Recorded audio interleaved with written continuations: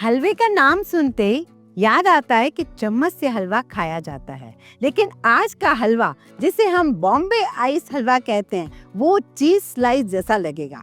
एक बार बना लिया तो बच्चे तो दीवाने हो जाएंगे, चीज समझकर बार बार खाना शुरू कर देंगे। एक बार इस रेसिपी को जरूर ट्राई कीजिए। अब इस मिठाई को बनाने के लिए मैं आपको पहले इंग्रेडिएंट्स बताऊं, इससे पहले एक चीज और बताऊं जो खास ट्रिक है। कोई भी एक कटोरी या कप सेट कर लीजिए, क्योंकि उसी नाप से हमें सारी चीज़ों को लेना है। तो ये जो स्टील की कटोरी है, पीतल की कटोरी है, सेम है, मैं इसी से ही सारी चीज़ें नाप रही हूँ। तो पहला चीज़ लिया मैंने दूध। नॉर्मल जो घर में हमारे यहाँ दूध आता है पहले से उबला हुआ हो चलेगा, मलाई वाला नहीं, सिर्फ दूध। मैंने वो दूध ले लिया है, फीका है दूध। उसी कटोरी से मैंने मैदा लिया है। मैदा भी मैं छान कर लूँगी, बिना छाने मैदा नहीं लेना है। दोनों चीजें लेने के बाद अब मुझे लेना है उसी कटोरी से घी।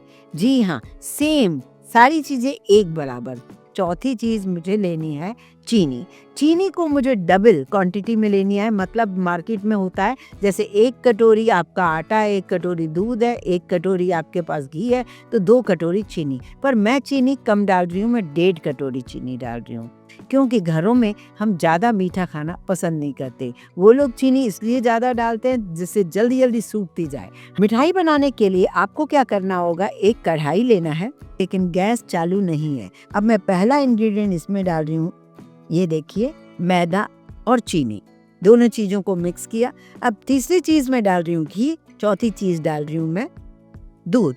चारों चीजों को हमने बिना गैस जलाए ही कढ़ाई में डालना शुरू किया है और इसे हमने मिक्स करना है स्पैचुला से। मिक्स करने के बाद जब आप देखो थोड़ा अच्छे से मिक्स हो जाए, ना रहे इसमें कोई गुठली ना रहे, जब अच्छे से मिक्स हो जाए तब आप इसे गैस पर चढ़ाएंगे। हाँ, गैस पर चढ़ाने से पहले ये मुंबई आइस हलवा, जो बॉम्बे आइस हलवा है, बहुत ही सॉफ्ट मिठाई होती है, तो इसके लिए ना बटर पेपर आप एक ले लीजिए और उस पर थोड़ा ऑयल लगा कर रख दीजिए। ये तैयारी आपको पहले इसलिए करनी है, अगर पहले नहीं की तो बाद में आप परेशान हो जाओगे। सारी तैयारियां हो गई। अब मैंने स्लो गैस पर एक बार भी 12-15 मिनट में ये मिठाई बन जाएगी, 14 मिनट भी लग सकते हैं, लेकिन गैस मैंने एक बार भी फुल नहीं किया है। तो ये छोटे छोटे ट्रिक्स हैं जिन्हें आपको समझना है। ये कॉमन मिठाई नहीं है, हर जगह नहीं मिलती है, इसलिए बहुत लोग इसे कम जानते हैं। मैंने अक्सर मुंबई में सिद्धि विनायक मंदिर में प्रसाद की जगह जरूर देखा है।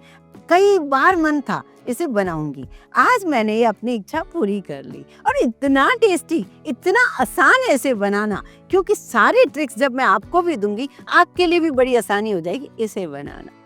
तो अब हम आगे बढ़ते हैं, स्लो गैस पर इस मिठाई को मेल्ट करना शुरू करते हैं। मतलब मेल्ट कैसे, घी गर्म होगा, मैदा जो है वो भुनेगा, जो चीनी डाली है, नॉर्मल चीनी डाली है, पिसी हुई नहीं डाली थी, तो वो धीरे धीरे मेल्ट होगी। तो ये सारा काम ना होने में थोड़ा वक्त लगेगा, कई स्टेज आएंगे, कभी थोड़ा सा गाढ़ा होगा, फिर थोड़ा गाढ़ा होगा, फिर थोड़ा गाढ़ा होगा, ऐसे होते होते होते होते करीब करीब 12-13 मिनट लग जाएंगे।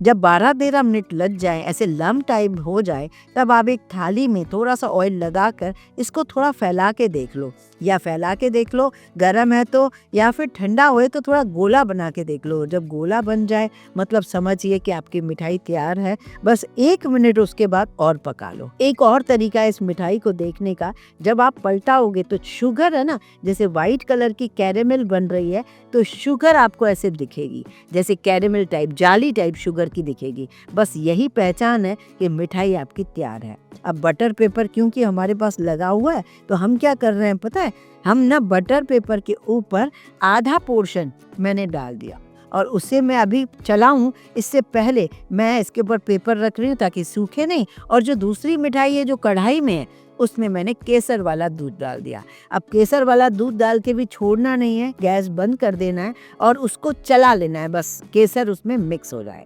अब चलते हैं, उसमें तो दूध डला है तो वो सूखेगा नहीं। ये जो हमने डाला है 2 वाइट वाला, उसको हमें एक बटर पेपर पर दूसरा बटर पेपर रख के बेल देना है। पतला बेलना है। अभी भी देखिए मोटा है, अभी इसको और बेलना है मुझे। आप देख रहे हो बिल्कुल ट्रांसपेरेंट दिख रहा है, पर फिर भी मुझे बेलना है। अब सबसे पहले तो मैं इसके ऊपर इलायची के जो दाने हमने कूट के रखे थे वही डाल रही हूँ। उसके बाद फिर मैं ड्राई फ्रूट की कतरन, वो भी पतली चाहिए, मोटी वाली नहीं चाहिए, जो हमारी मिठाई को फाड़ न दे। बारीक कटी हुई ड्राई फ्रूट होता है वही डालना है। वो डालकर फिर आपको बेलना है। उसके बाद चेक करना है कहीं मोटा तो नहीं रह गया, क्योंकि मोटी मिठाई अच्छी नहीं लगेगी। अब मैंने इसको ये भी बताया है कि हम जो बाद में मिठाई बनाएंगे हमें चौकोर चौकोर पीस चाहिए। अब यहाँ पर जो मैंने बेल के दिखाया है, बिल्कुल प्लेन बेल के दिखाया है, मतलब आप बीच वाले साइड में चौकोर चौकोर पीस बनाएंगे, बाकी का जो साइड है वो हम उसको ट्रिम कर देंगे। पर हलवाई वाली बात भी अभी मैं आपको बताऊंगी कि वो लोग कैसे करते हैं जिससे हमारा बिल्कुल चौकोर चौकोर पीस बने और वो बर्बाद ना हो। अब इसको एक ट्रे में रख दिया और रख देंगे। दूसरा जो पीला वाला डो है, जो केसर वाला है, उसको अच्छे से मिक्स किया। गैस उसके बाद मैंने ऑन नहीं किया, उसको मैंने बटर पेपर पर डाला है और बटर पेपर पर डालने के बाद उसे भी मैं फिर पहले बेलना शुरू करूंगी। अब जब बेलूंगी ना तो मैं यहाँ पर ध्यान ये रखूंगी कि कहीं कहीं भी नहीं बेलना है। मुझे कोशिश ये करनी है कि जितना चौकोर हो सके उसे चौकोर बेलना है। जितना चौकोर हो गया उतने ही हमारे चौकोर पीसेस बनेंगे। बिल्कुल जैसे आप देख रहे हो चीज़ के स्लाइस होते हैं, वैसे ही हमें चाहिए।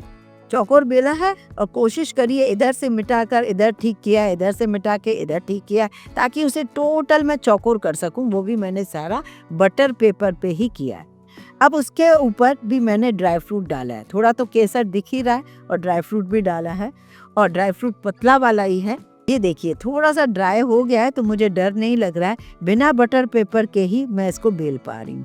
इसे भी मैंने एक दूसरी ट्रे में रख दिया है, और फैन के नीचे नहीं, आपको नॉर्मल हवा लेनी है इसकी। फैन में कभी कभी सूख जाता है तो क्रैक भी हो जाता है, तो आपको क्या करना है, फ्रिज में नहीं रखना है, फैन के नीचे नहीं, मतलब थोड़ी हवा लगती है ना, मक्खी वक्खी ना आए, बस आप रख दीजिए। कम से कम 2 घंटा लगेगा। इसे कट तब तक मत कीजिए जब तक कि आपको ड्राई ना लगे। बहुत ज़्यादा ड्राई ना हो, लेकिन ऐसा हो जाए कि आप आराम से उसे हैंडल कर सकें, उठा सकें, कोई दिक्कत ना। और ये पतला बिल्कुल पापड़ की तरह होता है। आप क्या करेंगे, हाथ लगा कर देखिए इस तरीके से, जैसे मैंने आपको दिखाया। अगर इस तरीके से मतलब आसानी से वो हैंडल हो रही है, मतलब वो आपकी तैयार है। अगर आसानी से हैंडल नहीं हो रही है, चिपक रही है या गीली है, तो आप उसे छोड़ दीजिए, भले ही 4 घंटे लगने हो। अब देख साइड थे ना वाइट में, वो जो थोड़े से बेकार गए, बेकार क्या मतलब शेप नहीं आया, तो उनको मैंने अलग कर दिया। अब आपको हर पीस को इस तरीके से निकालना है। मेरे सुनने से ज़्यादा आप देखने पर ध्यान दीजिए। आप देखिए हर पीस को आपको बटर पेपर पर ही रखना है। मार्केट में बिल्कुल ऐसी ही मिठाई मिलती है, हर मिठाई के नीचे एक बटर पेपर लगा रहता है। जो बटर पेपर हमने बेला था ना, बेलने में काम यूज़ किया था, उसी को साइड से कट करते करते करते करते ऐसे स्लाइस कर दीजिए। मुश्किल से 2.5-3 इंच का एक एक स्लाइस है, 3x3 का। बस इस तरीके से आप इसके पीसेस दीजिए। मैंने इसे 2 कलर में तो बनाया ही है, वाइट इलायची वाला और साथ में केसर वाला। आप चाहें तो इसे पिंक कलर का बना सकते हो, ऑरेंज कलर का भी बना सकते हो। अभी त्योहार शुरू हो गए, राखी पर नहीं भी बना पाए तो गणपति बप्पा जी आ रहे हैं, तो आपके पास जब पहले से ही रेसिपी होगी तो इसे आसानी से बनाकर ट्राई कर सकते हो। बस खास ध्यान रहे, जो जो चीज़ें मैंने आपको बताई हैं वैसे ही आप बनाया कीजिए। अगर इन ट्रिक्स को फॉलो किया तो बॉम्बे आइस हलवा, अगर आप डरते हो बनाने में, आसानी से बना लोगे।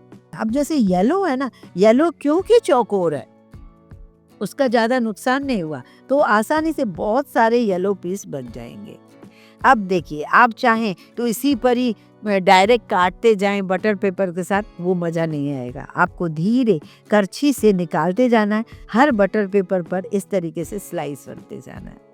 इसे जब आप काफ़ी दिन तक रख देंगे, एंजॉय करेंगे, तो आपको बटर पेपर के साथ ही लगा रहेगा ना, कितने दिन भी रखे रहे कोई प्रॉब्लम नहीं है।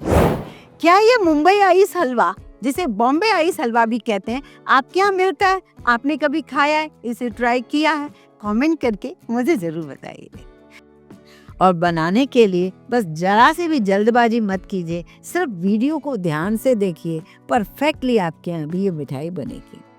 चैनल पर अगर नए आए हो, अभी तक सब्सक्राइब नहीं किया है तो प्लीज़ चैनल को सब्सक्राइब ज़रूर कर लीजिए। पास लगे बेल आइकन को भी दबा दीजिए, जैसे जो भी मैं आपको इन त्योहारों में वीडियो देती रहूँ उसका नोटिफिकेशन फ़ौरन आप तक मिल सके।